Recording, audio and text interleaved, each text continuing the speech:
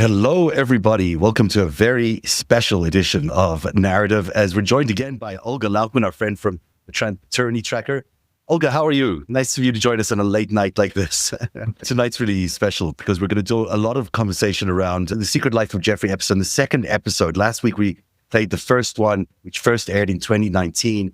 It was a series I did, which exposed Jeffrey Epstein as an Israeli agent who was blackmailing American politicians. So today we're going to dive deeper into his ties to other intelligence organizations, including his ties to the Russians, which broadens out the scope of the work he was doing. We'll also find out about his connections to Saudi Arabia and a whole lot of other things. Before we get any further, we should point out that the Wall Street Journal just published a story which had been hotly anticipated because it was supposedly going to reveal a lot about Donald Trump's relationship with Jeffrey Epstein. The story made it to air despite Donald Trump trying to get the editor to spike it. So the rumors were that there were going to be a Wall Street Journal story of a birthday card that Trump did for Epstein over a decade ago. Interestingly, 48 hours ago, according to Oliver Darcy, he did this reporting and broke the story. They contacted the White House for comment. Trump personally called the editor-in-chief of Wall Street Journal to try to kill the story. Darcy speculated that he might also attempt to call Murdoch. The story was supposed to come out earlier today. It's been anticipated in DC circles after not seeing it. But people started thinking maybe the story did get killed, and literally as I was logging into you, the story just dropped, and it's about a birthday card. I haven't read the story in full because I'm here with you. Well, let me read up a little bit for you. This is it's titled Jeffrey Epstein's friends sent him bawdy letters for a 50th birthday album. One of those letters was from Donald Trump, and it describes this letter in graphic terms, but there isn't actually a picture of it. It says, the letter bearing Trump's name, which was reviewed by the Journal, is bawdy, like others in the album. It contains several lines of typewritten text framed by the outline of a naked woman, which appears to be hand-drawn with a heavy marker. A pair of small arcs denotes the woman's breasts, and the future president's signature is a squiggly Donald below her waist, mimicking pubic hair. The letter concludes, "Happy birthday, and may every day be another wonderful secret." Trump says, this is not me, this is a fake thing. It's a fake Wall Street Journal thing. Of course, he's been saying that about everything related to Jeffrey Epstein. He says, I never wrote a picture in my life. I don't draw pictures of women. It's not my language. It's not my words. I'm going to sue the Wall Street Journal like I sued everyone else. This is in 2003, I think, when Epstein's 50th birthday was. It sounds like Donald Trump, but I've never seen a drawing by Donald Trump, so how can you assess? But it's not out of character. The women, he wrote a letter to Putin and said, I can't wait for all the beautiful women in Russia. So, and when it comes to letters, Trump definitely loved his letters. And talking about women, this definitely sounds like something he would do. Wall Street Journal would not publish something that they didn't verify. Sure, it was pretty well verified. It says at the end there, which I thought was quite a tell, it says, and maybe leads into the topic of tonight's show, may every day be another wonderful secret, and if you're writing a little note to a secret agent or a secret asset, that might be the way you would sign off something like that, which is the topic of tonight's show, all about Jeffrey Epstein's ties to intelligence services. And important, people might think, what do I care if he has ties to any country? It's important because he ran massive influence operations in the United States. I'm alleging that there's a lot of criminal activity in his background, which has never really been exposed beyond the child abuse and the human trafficking, which was also inspired and motivated by some of the Israeli or other foreign intelligence forces that were really powering this man. So it's worth keeping all of that in mind. By the way, as I look through some of the assets I have here on the screen, there is this one photograph. I think this was taken aboard Epstein's plane. I believe this is an actual photograph of, I don't know how these young women got there, but it just gives you an indication of some of the challenging images that are probably out there still that we haven't seen of Donald Trump and why he's running away from the story. Like anyone who could run away from a fire, he's really threatened. His career is really threatened by what he's happening here. Now, earlier today, the former Israeli Prime Minister, Naftali Bennett, came out with a statement saying, as a former Israeli Prime Minister, with the Mossad having reported directly to me, I say to you with 100% certainty, The accusation that Jeffrey Epstein somehow worked for Israel or the Mossad running a blackmail ring is categorically and totally false. Epstein's conduct, both the criminal and the merely despicable, has nothing whatsoever to do with the Mossad or the state of Israel. Epstein never worked for the Mossad. This accusation is a lie being peddled by online personalities such as Tucker Carlson, pretending they know things they don't. They just make things up, say it with confidence, and these lies stick because it's Israel. There's a vicious wave of slander and lies against my country and my people, and we just won't take it anymore. Just as a point of order, this is not Mossad, and I've never said it was. As you'll hear in an interview with Ari Ben-Menashe that I edited portions of it before, even Ari Ben-Menashe goes to pains to point out that it's not Mossad that they're talking about. They're talking about Israeli military intelligence, Amman, which is the organization that Epstein and Ghislaine Maxwell worked for, according to Ari Ben-Menashe. So those are two independent sources that confirmed it to me. It's interesting that this is the tactic that Israel's taking, putting up a sort of a cheeky note saying it's not Mossad, we're being slandered, but we're sure it's not Mossad. But is it Amman, and what is your relationship with Amman? He's also denying the state of Israel was involved. But I think it would be really good if the Prime Minister of Israel, Bibi Netanyahu, or even the former Prime Minister, whoever wants to do it, clarifies the relationship between Jeffrey Epstein, Ghislaine Maxwell, and Amman, Israeli military intelligence, and not just Mossad, as he's done there. It's particularly interesting that this is the former Israeli Prime Minister who's talking, and not the other former Israeli Prime Minister, Ehud Barak. Because if it was Ehud Barak who was talking about this, he would know very well what the relationship with Jeffrey Epstein was, because he visited with Jeffrey Epstein on several occasions. According to Ari Ben-Menashe, Ehud Barak was getting intelligence from the Epstein and Ghislaine Maxwell operation when he visited America. That's why he met with them. Now, to what extent that's the case, who knows? But according to Ari Ben-Menashe, former Israeli military intelligence senior executive, that he says that Epstein and Barak worked together on this operation to compromise Americans and American politicians. Now, I'm just actually waiting for one of my pieces of tape to render. While I do that, I'm going to play you the second tape. The first tape was about how we figured out that Epstein was an Israeli agent. But the second tape is actually Ari Ben-Menashe in his own words. It's a longer version of the interview. I've never aired this version, but it explains to everyone exactly how Epstein how Epstein met Maxwell, and how Ari Ben-Menashe met Maxwell and Epstein, which was in the 1980s. So you'll remember the Iran-Contra affair. When I was growing up, this was one of the biggest stories in the world, and it involved selling arms to the Iranians, and it's very complicated that the Reagan White House put together.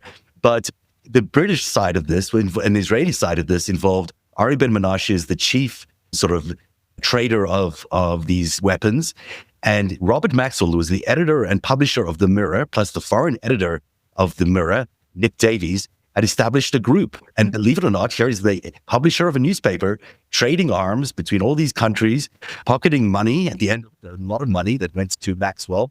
In exchange, they got Iran arms. And that's how Iran was able to get arms during the Iran-Iraq war. This is him describing how he met Epstein through Robert Maxwell. Two things are important here.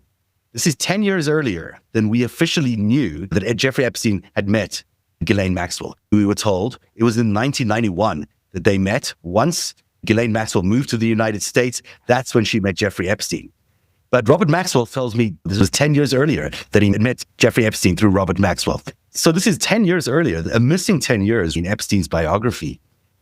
But why is that 10 years missing is a good question.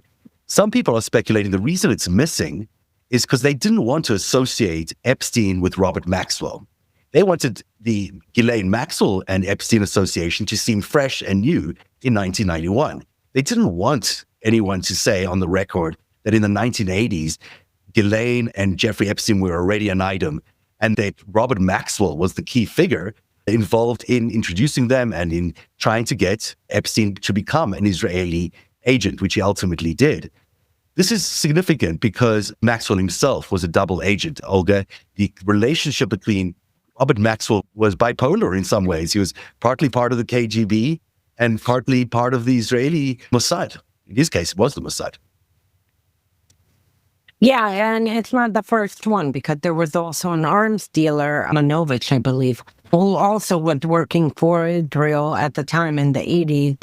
and for the KGB. So apparently quite a few of these running around. But as far as Robert Maxwell, from my investigation, he met Epstein around 86. This is when Epstein and Robert Maxwell were working together, beginning around 86. Your reporting goes back a few years earlier.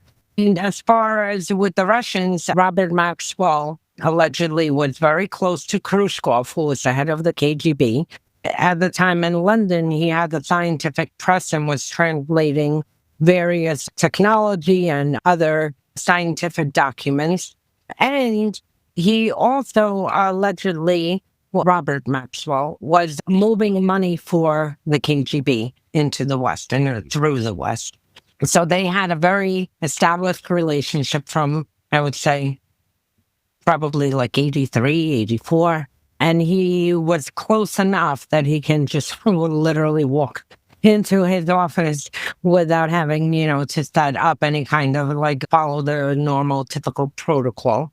Robert Maxwell was involved in getting the Promise software stolen from the US government into the hands of Russia at the time, the Soviet Union.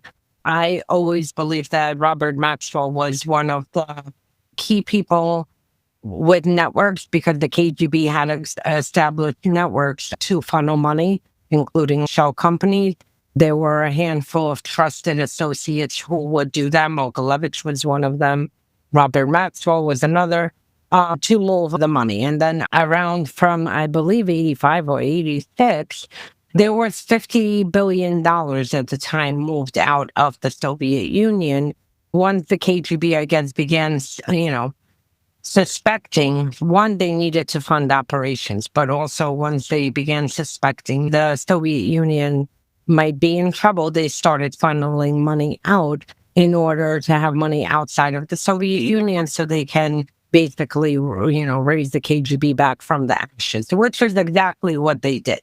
And they had entrusted people who moved this money around for them. So they hid money overseas in order to have a slush fund to revive the KGB?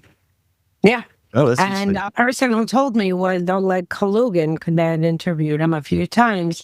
He in the 60s was sent to the U.S. and was a KGB agent who would later rise to a high level. And he was in Columbia University posing as a student. I remember going to his house. He now lives in the U.S. and showing me the picture of the student. And he's like, oh, here's me and here's the other KGB agent. They used Columbia a lot for cover of a moving operative here. Eventually, he'd get to a very high level within the KGB. And he was close enough to convince that at the time in the 70s, Andropov to accept the Jackson-Vanik amendments in order to let Soviet Jews out, because the way he sold it to him was that if we can alleviate the anti-Semitism inside the Soviet Union, because there was extremely, there was so much friction. So he said we could send Soviet Jews out, and at the same time we could send KGB agents out under this policy that they're Soviet Jews. They emptied out the gulags and criminals out, KGB agents, and regular Soviet Jews. Everyone who came through the wave had a choice to go to Israel or to the United States. And you said it was Kalugin who did that convincing, or was it Robert Maxwell? No, Oleg Kalugin. He's the one who told me because he was head of counterintelligence in the KGB, responsible for conducting operations overseas. Interestingly, the reason that Khrushchev, who was the head of KGB, ended up getting demoted was because the Khrushchev suspected that he was the one who basically burned Robert Hansen the first time around. He said he had nothing to do with Robert Hansen, but I'm not so sure. When did Maxwell enter the KGB world? Do you think it's the 70s or the 80s or even earlier than that? Probably earlier, because that's what he did. The press, the Paragram press was probably earlier than that. I would think the 70s, but it definitely could be earlier than that. Okay. Because this is around the time in the 60s and 70s is when the KGB was looking for reliable, operatives, because the operatives that they did have in the West were aging and they needed to develop new operatives. So I would probably say the 70s. It could be maybe earlier because there was a lot of activity in Palestine. Arafat was recruited in the early 60s. Abbas was recruited by the KGB also, I believe, either the late 60s or early 70s. So, I mean, there was a lot of activity, all the way through the spy wars, which were through the 80s.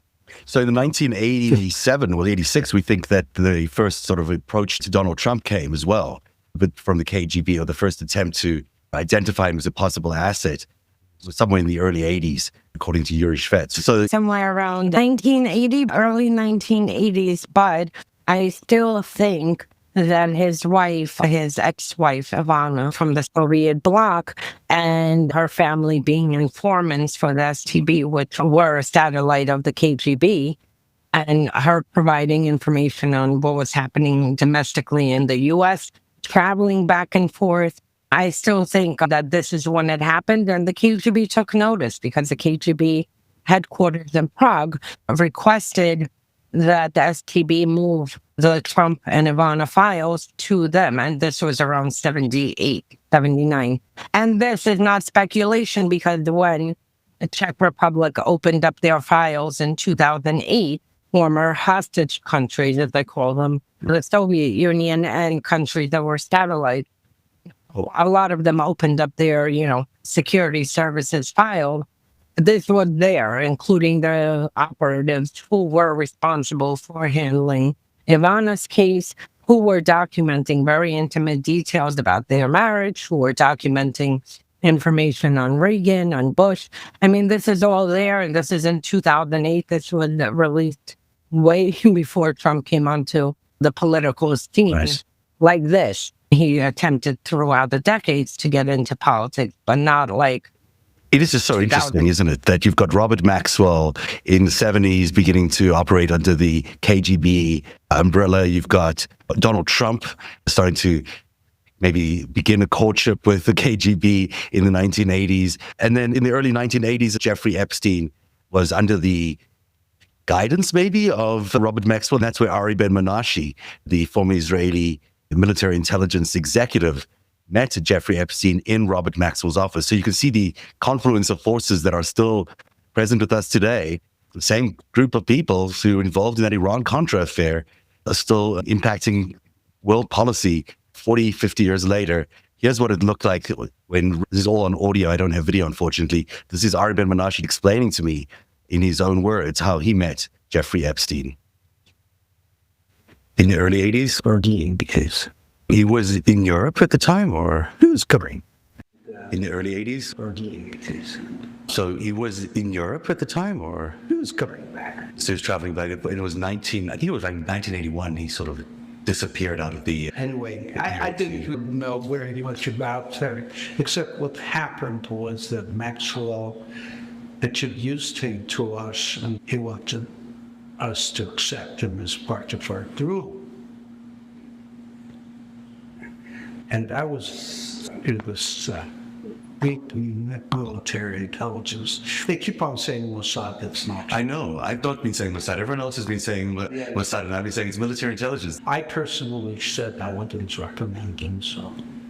Maxwell introduces you. He says, here's this young guy. Yeah. And did he go by the name Jeffrey Epstein? Epstein and Jeff Epstein. So he says to you, here's this guy, Jeffrey Epstein, who I know from around. And your Israeli bosses already approved. So it came down from up above. Anyway, that's what he said. I'd like you to work with him. After talking to him a bit, it didn't take too long. So what did he do? Can you say what he did for you? Like, what kind of work did you guys do together? He'd been doing it. You met him and that was it? I met him a few times in Maxwell's office. So he worked with Maxwell still? Obviously, we found out later what happened. And once we refused, everybody talks about arms dealing. No, he was not involved. Epstein was not involved in arms dealing? No. Really? It seems like there's so much talk about it that it's still like it's a story we're all chasing.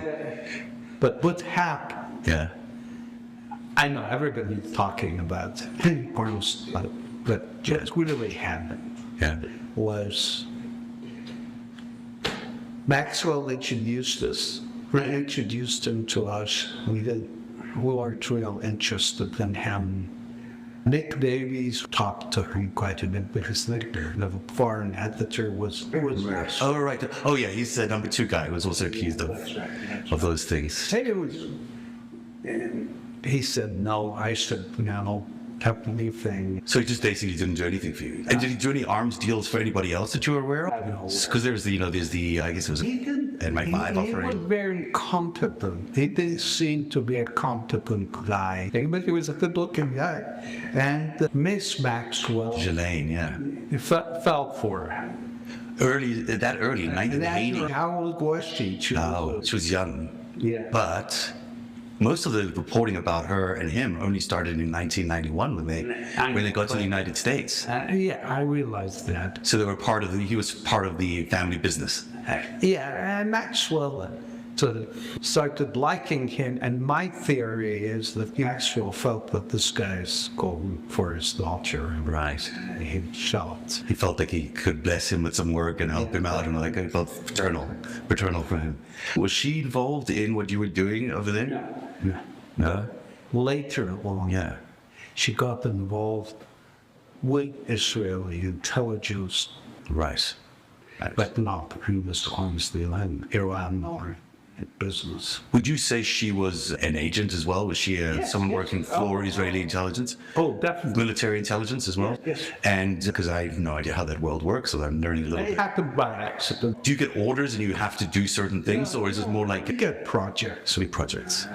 In this case, what really happened, my take on it, is that these guys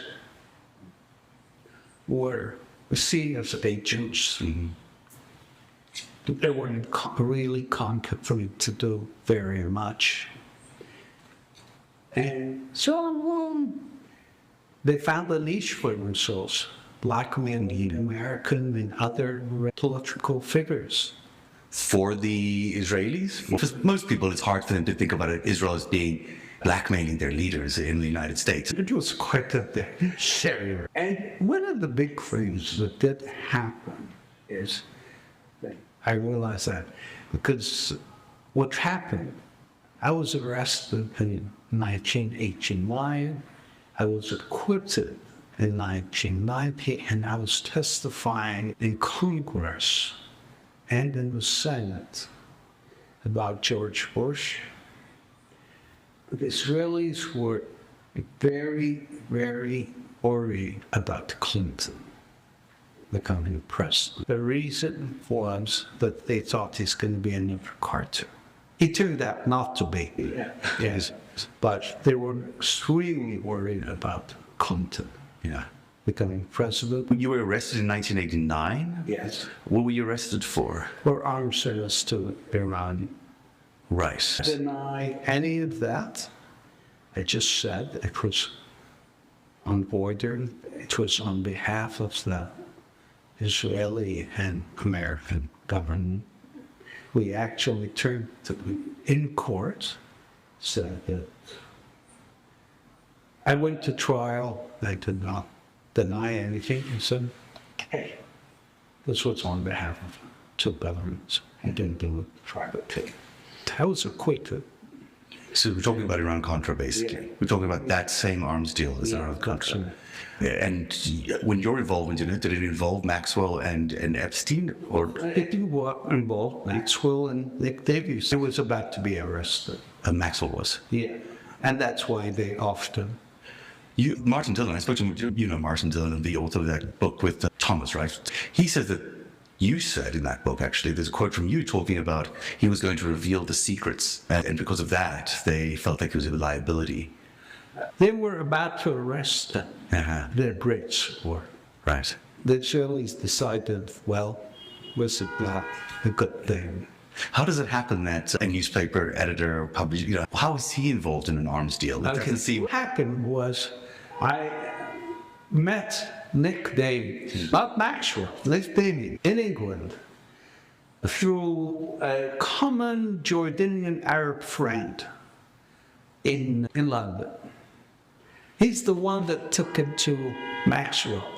Yeah. And the whole thing about Maxwell, of course, I'm Jewish, I'm Israeli, I'm going to help Israel. Also, I can see him also with Epstein, right? Because he was a sort of a pig when it came to young girls too. Oh, really? Maxwell, oh yeah. Underage girls too? Huh? Underage girls? Yes. Wow, I didn't realize that. Was Epstein involved in the Iran-Contra stuff that you were involved in? No, Maxwell was involved and he was just... He wasn't, I heard you say that. keep on saying that. He wasn't accepted. I am not sure. Maybe he had other arms involvements with us. He definitely, I'm not denying that we were at the time of the group, that there was three babies, there was Maxwell, there was myself, and our team from Israel who were doing. Selling arms via Israel, from the United States too. But There was a project, it wasn't selling arms. Right. It was transferring arms to Iran. So Israel was very concerned about the Iraqis taking over southern Iran and being real thing. And there was another issue too, as an Israeli minister at the time put it, he wished both sides won. I mean, the Iraqis and the Iranians, let them go at each other. And these Israelis were selling to the Iranians Right. who were active. And Saddam Hussein at the time was an ally of the Americans. Yeah, but the Israeli, see, this is what many people don't understand, that Israeli and American interests aren't always the same. Yes. This is At all. that you don't get it. Especially in America. I mean, I think maybe elsewhere in the world, Israel's always going to be on our side. We're always going to be on their side. A few years ago, I gave an interview about Israel and so on. I said, your friends are really your enemies and your enemies are your friends. And they coined it this. It's like that in the Middle East, it feels like. Parts of it I knew already. Interesting about the Clinton thing, because somebody back in the day had told me that there were Israeli operatives, like a mole, inside working on collecting information on Clinton and whatnot in the 90s. So it's interesting, that part, that they did not were worried about Clinton. I mean, it did end up having Monica Lewinsky scandal in the middle of the Clinton presidency, which, we think about what Jeffrey Epstein was doing. Who knows? Clinton brought it on himself. Yeah. True. He really could have kept his hands closed, as they say, and focus on the presidency and not on himself. But this is all very interesting. I do agree with the assessment, because Epstein was too chaotic and wasn't disciplined for him to be involved in serious projects, especially with armed transfers. Just like Trump. Trump came on the KGB in the U.S. He came on their, radar somewhere like in the early 80s, around 80, 81. And then basically they started approaching him around 84, 85, and then eventually invited him to the Soviet Union in 1984, the head of the KGB. Prior to 1984, you had very, strict parameters on who you can recruit, like who met, the qualifications for recruitment. Usually it was either based on ideology, and they had to be placed in something that the KGB was interested in, like, for instance, Martin Luther King. Not that he was recruited, but that KGB had operatives around him, because for them, a race war was always one of their main things in the U.S. Or intelligence agencies, or scientific or technical schools. MIT was always a big focus. Columbia was a big focus. So they had very, tight parameters of who they can recruit. And in 1984, during the spy wars, in the 80s, that time period, the Soviets were losing a lot of spies. The Americans were losing a lot of spies because of Robert Hansen and Ames. who had given them up, and they ended up getting executed. The KGB's operatives who were informants. That's when Khrushchev did a memo basically expanding recruitment. And he said, we are interested in anyone now who is in business, a celebrity, who has access anywhere, influence, access, power, regardless what field it is. And this is where Trump came along. They had their own set of guidelines of who should be approached, but by no means were these people going to know that they're working for the KGB. Trump, in their case, is so erratic that he would never be a good asset for an intelligence agency directly. But they could get a lot of use, especially at the time he bragged that, he was close to Reagan. He wanted a Soviet post, ambassador post to the Soviet Union around 85, I believe it was. So he had that influence of proximity, the power, the money. And this is why he was a good asset. Epstein was the same way, because from the stories in New York and the Epstein and Trump circles, they were both wild party animals who were easily, any other agency could have, collected compromise on them because they couldn't hold themselves together. I mean, they were known partying here in Atlantic City. So this is why, with Epstein, I agree that I don't think he would be part of a serious project, but eventually they would want the information if he sets up a sex trafficking ring and starts collecting information on high-level people. Yeah. They would want that information, just like Trump did the same thing. Trump also was running his own coke parties in Plaza Hotel with underage girls for wealthy men. Trump also started Miss Universe and that whole teen universe. He himself bragged that he used to walk in on little girls in the Miss Universe, Miss Teen Universe pageant in the change room. Locker room. So it's interesting because when he said Ari Ben-Menashe in that tape was talking about how Maxwell had already gotten Epstein approved by Ari Ben-Menashe's bosses, meaning the head of the Israeli military intelligence, who was senior to Ari Ben-Menashe, had given the go-ahead to hire Epstein. The other part that I find really interesting is, even though I share your view on some of his erratic behavior, Stephen Hoffenberg, who was his business partner at Towers Financial, who landed up going to jail for 18 years for these crimes they committed together, Hoffenberg told me, he was the first person to tell me, that Epstein worked for Israel, directly for Israel. But what does seem to connect these two stories together is that at one point, Douglas Leese, who was in charge of the Al Yamana arms deal, for whom Epstein was working in London, called up Hoffenberg and said, I've got this guy who is getting a little bit of trouble over here. It was related to the arms deal that was getting him in trouble. But he says, you should talk to him. He's a genius. He's a criminal mastermind, really. He's got no moral compass whatsoever, and he can do all sorts of fantastic mathematical and financial things. And that's how Hoffenberg met Epstein. And that's how Epstein became an advisor at Towers Financial right after all of this Iran-Contra stuff was happening. The other person involved in Towers Financial was also Adnan Khashoggi. And so Epstein was also, Adnan Khashoggi was also a client of Epstein's. So you can sort of see how it's a lot of the same players and how money may have been, I think we'll find this out later in our investigation, laundered through Towers Financial partially. That's where Epstein would have been useful. Yes. Because for him to, move arms, that's a little bit more sensitive. And, I'm not sure that Israel would trust him with that. Yeah. But moving money, he was the genius. Yeah. I don't know what kind of genius, but in the 1980s, because he was working in the Upper East Side School in Manhattan until, I believe, late 1970s. And from there, one of the daughters of, I forgot what is his name. Ace Greenberg. Ari. Ace Greenberg? Huh? Ace Greenberg? Yes. Yeah. Ace, yes, Ace.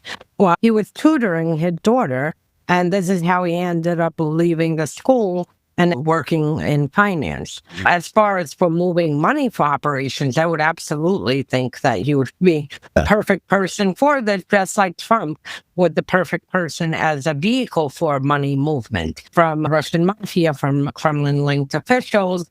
Oops, I lost you there. Go ahead, Jen. Just to. Oh, no, like Trump also, was a perfect vehicle for moving money that needed to go into real estate and, through various things.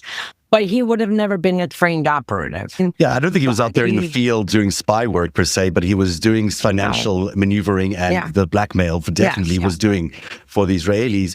I think there's plenty of evidence to suggest that's what he was doing. It's interesting. This chart here shows Epstein's involvement in various criminal activities and collapsing of companies throughout the years. The first thing he did at Bear Stearns was he got into trouble with the Secret Company area in the Bronfman family. That's why he was fired from Bear Stearns. The money disappeared, by the way, 450 million or so disappeared. Then he gets to Towers Financial and collapses that company. And now that company, I know he collapsed on purpose. This is a Ponzi scheme that they were bringing down, and he escaped with the money there. So you see it in Drexel. He was also working for Milken. Very little known detail about him. He was working for Milken. That company collapsed. Lots of money disappeared. No one knows where the money went. That's created Leon Black, which is another interesting character in this whole story, because Leon Black is very connected to Russia and Trump, in fact, to all three of them.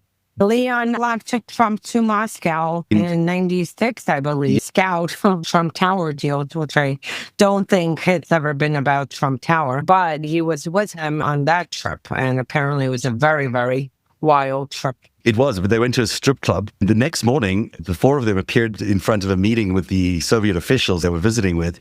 Leon Black looked like he had just come out of the worst hangover in the world, which means there must have been a lot of compromise being collected that night before as they were all at a strip club. It's interesting how naive these guys were all the way back then. I want to get into the Russia stuff first, but it's also just there's another interesting chart I pulled together. There's an interesting parallel between Trump and Epstein's money managers. They both worked at Bear Stearns. Trump was managed, his money was managed by Ace Greenberg at Bear Stearns, and Epstein worked at Bear Stearns. Even after he left Bear Stearns, he never really left. He started building all these offshore properties for Bear Stearns. He's involving billions of dollars. And then as their career progressed, the other interesting parallel time is into the mid to late 2013s, they both landed up in Deutsche Bank. In Deutsche Bank private wealth. It was quite common at the time. Deutsche Bank was known to be the place where Russian money launderers could go, because no other bank would take these guys. None of the really good clients would be going to Deutsche Bank. It was still a fairly unknown bank at the time, I believe. Maybe even Vladimir Putin had installed the former chancellor of Germany as the head of Deutsche Bank because he was compromised by Putin. This was interesting. I'll find the exact details on that because I might be a little wrong on the dates. But regardless, Trump started in the late 2000s. Interestingly, around the time Felix Sater was really active in his orbit. And Felix worked. The Rethink playing for Bear Stearns. He got into some fights. But it's all the same people, the same crowd. Yeah. When people wonder why they need to know about the Epstein-Trump partnership, really, or alignment, if whatever you want to call it, is because they were involved in transnational and organized crime over a long period of time. We don't even know the extent of these crimes. Many of them didn't get prosecuted. Over the 38 years of crime that Jeffrey Epstein had committed crimes, he spent 13 months in jail. He committed all these crimes time and time again, but he spent 13 months in semi-jail. It wasn't even really jail. He could leave every day to go stay at home, and he had this very relaxed sort of environment there. So this is the kind of world that Jeffrey Epstein found himself operating in with complete impunity, living this playboy lifestyle, being able to sleep with as many women as he wanted of any age or whatever it was. And so did Donald Trump. This is the same raping world. Kids. Just raping kids. Yeah. If he only slept with women, it's his prerogative. But these were kids. I mean, these literally, you showed a picture. These are kids. They're innocent kids. And I mean, the operation that they ran to compromise wealthy people is sickening, using kids. This is what Russia does. Later on, in the same interview with Ari Ben-Menashe, he describes exactly that. He says they can sleep with women. That's not a crime. If you sleep with an underage woman or underage girl, that's a crime. And that's when they had these people. So this is the current president of the United States and his best friend for over a decade. This is how they're running around New York and around the world. Both of them had allegiances to intelligence services. We spoke about Trump being aligned with the KGB, even though it was just probably as an asset. We talked about the Epstein connection to Israeli military intelligence. But there is also the connection between Epstein and the KGB. It runs through Russia in various ways. You've done some terrific research on this. There's some other research I'm going to point to as well as we go through this. But Epstein was surrounded by Russian operatives. So with Russia, once they got a whiff of his operation, of course, they wanted to move into the operation and see what is happening. Olga, you have been on yeah, there all day. You started this morning with Julie. I think it. Yeah, it's been a very long day. Once the Russians got a whiff of Epstein's operations, of course, they would want to infiltrate it.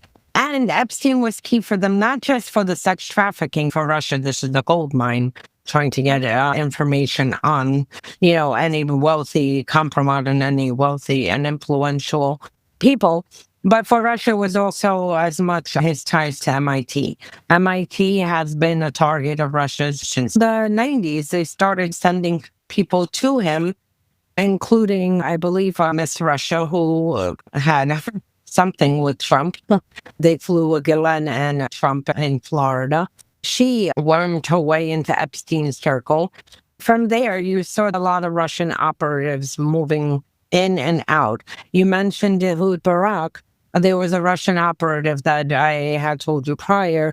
I literally crawled through cemetery virtually in Moscow to get to the bottom who her family is, because she was she was going for training in the Foreign Services School, which is SPR, normally for a diplomat position. And somewhere along the line, she, decided I don't want to do this, and ended up becoming a model, sending photos practically naked of herself, getting the modeling contract, getting out of Russia, moving through there, and then ending up in New York with Epstein.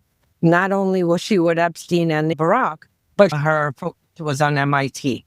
And she had Epstein set up a fund for her and connect her to people in MIT.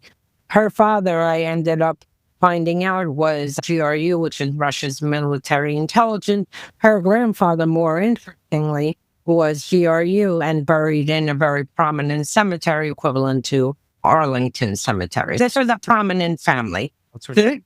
What was her name? Lana Pozadeyeva. Or Lana Pozadeyeva. Right. And she became the education organization as well, right? At some point.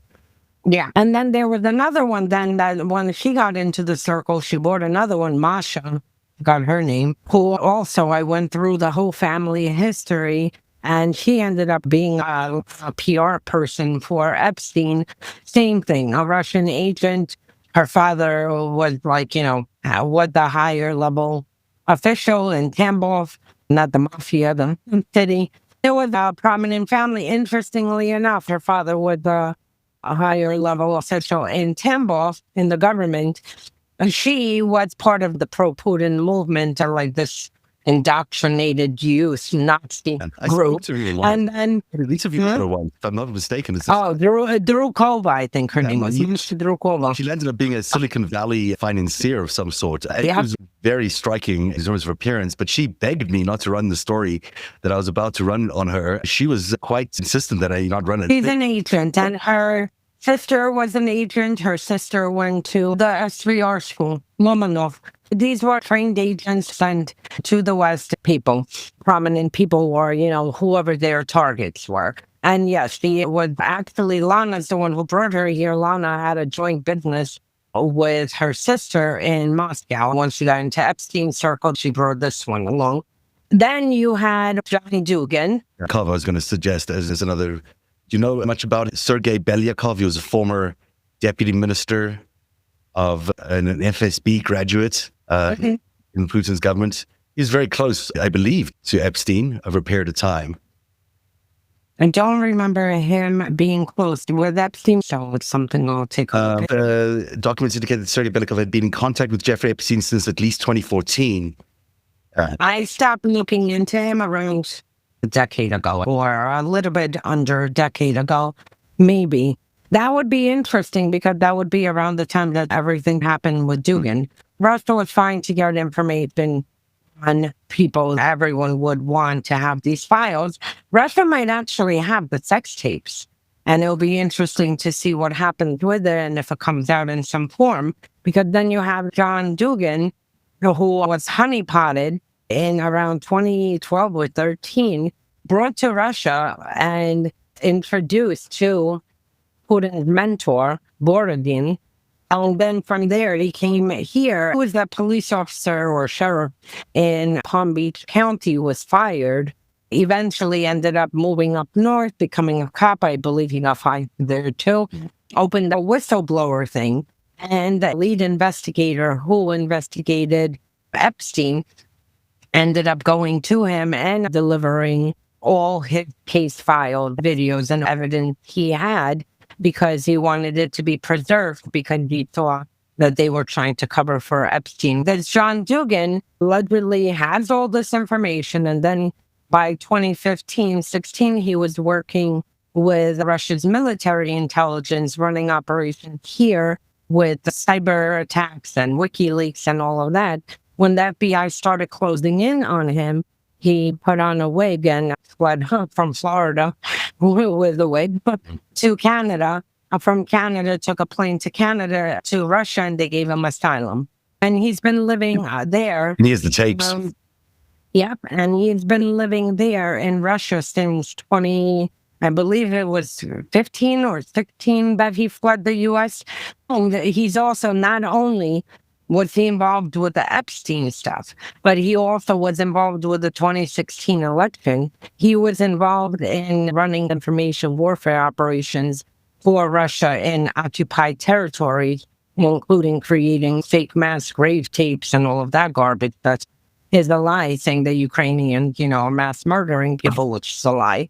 And he was involved in last year during the election putting out fake AI tapes. Then you have him in Epstein's circle. There were many Russians constantly floating around. And then you have this guy, Petya, who was claimed to be a supplier of underage girls, the Eastern European underage girls, and that he would basically sell them to Epstein for Epstein's clients. Yeah. So you have so much over the decade that the Russians were constantly around him trying to get this information, potentially have information, and potentially he could have been, because Epstein would have sold to the highest bidder. So potentially he could have, they want information on someone that Epstein had compromised on, he could have sold that information. I mean, I think it's so interesting that ultimately Epstein was in connection with the KGB and these KGB operatives, or the successor agencies like the FSB and the SVR, because, that's where a lot of the business was done. When we think about some of these companies like Carbon that Epstein was invested in, and Ehud Barak was invested in, Peter Thiel was invested in, the sort of surveillance tech companies. There's Russian money in there, and the Russian Luxembourg and others. And there's so many big oligarchs as well who have claimed Israeli citizenship over the years. And they have an outsized influence over Israel and Israeli politicians as well. That when you start linking these things together, you can see how you can't really have an intelligence asset operate just for the one and not for the other. They sort of have to be aligned when it comes to certain things. It seems like when you look at Russia and Israel, they also act in symmetry when it comes to this operation in the United States to compromise the American presidency, to put in a Manchurian candidate, and ultimately to try and hide what is now 40 or 50 years of criminal activity that went on with Epstein and company. Ari Ben-Menashe says at the end that they were going to arrest Maxwell and he was going to reveal the secrets. And that's why they killed him. It's been speculation because he was the one going to reveal the secrets too. He was under a lot of financial pressure in the last day. He was threatened that he would reveal things unless he gets X amount of money. So he was financially going underwater, putting pressure on the agencies. There's always been speculation. Was it the KGB who killed him and threw Israelis, or the Israelis? I lean to that it was the Israelis because he worked more closely with them.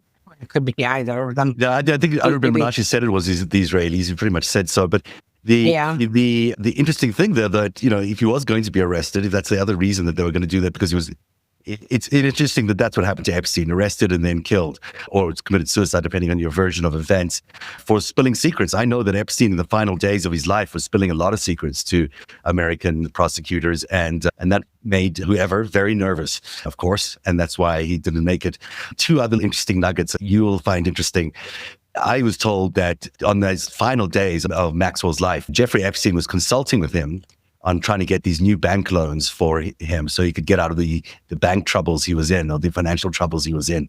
And that Epstein had engineered a plan to save Maxwell fortune. Now, it's unclear whether that involved Maxwell being alive or not. A lot of the money that funded Maxwell's final expansion of his business in the 1980s was the US-Iran Contra money that was kept in a slush fund. And ultimately, Maxwell was allowed to borrow against it. And that's how he did such an expansion in Europe, including buying prominent newspapers, and how he was ultimately going to try to buy the Daily Mail in New York. So it's an interesting story. I'm so knee deep in the story that I could talk about it for years, but it would bore people to death.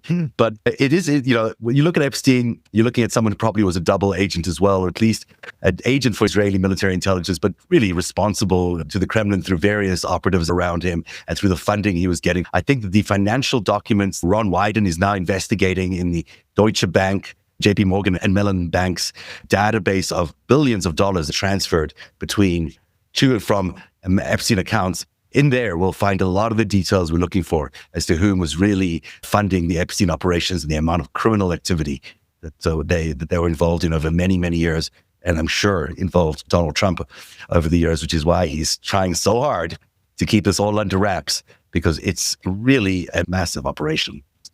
You can actually see Trump losing it. I mean, he normally is a drop more, well, I wouldn't say cool and collective, but at least knows how to create the right strategic chaos to distract from something. Yeah. And here you actually see him slipping, becoming panicked. He wants this Epstein thing to go away, and it's not going away. His response is fueling even more speculations, because even normal people who maybe thought, yes, he killed himself and that's it, are now questioning, like, what is this response and why is he acting so erratic to make sure nothing comes out? The story is very deep and the crimes are very deep, and they involve the same group of people over and over again for decades.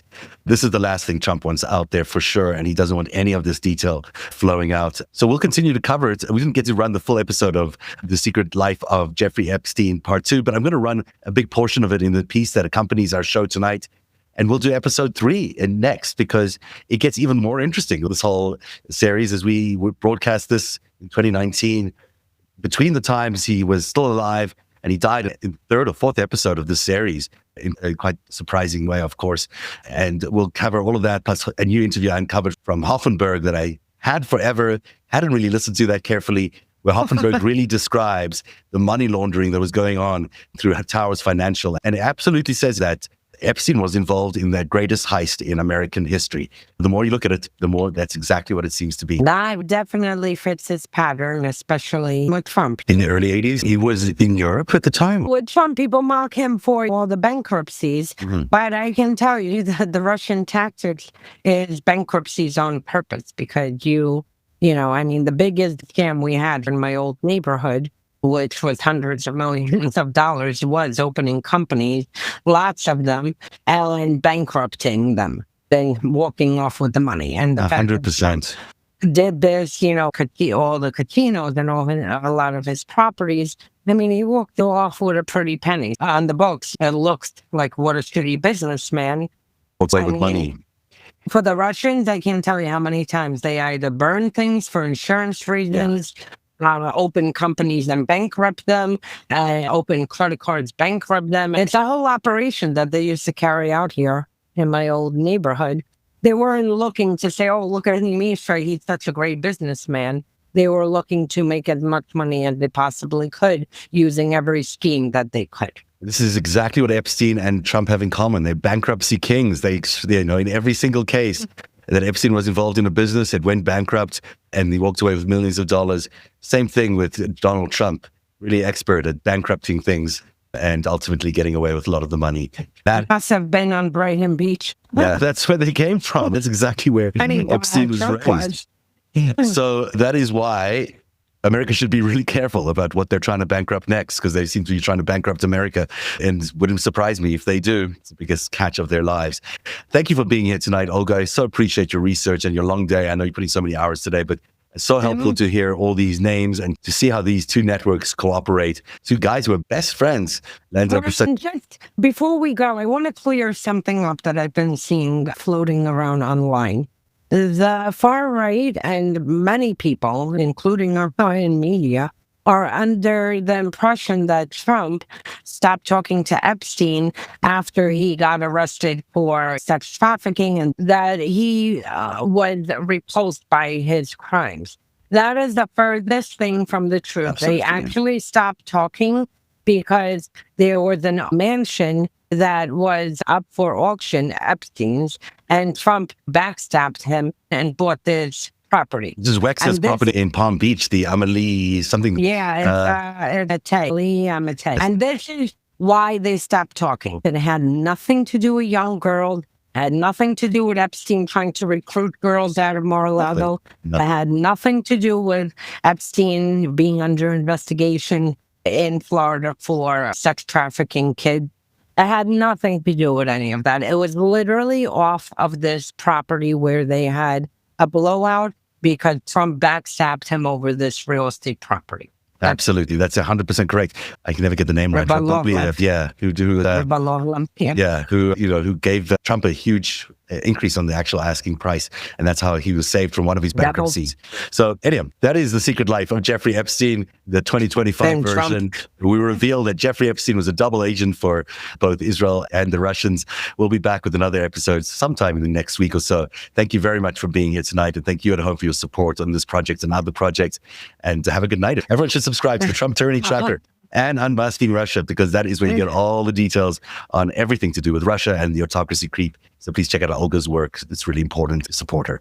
Thank you so much for this and for having me on and for doing this series. It's very important too. Thank you so much. I really appreciate it, Olga. Thank you.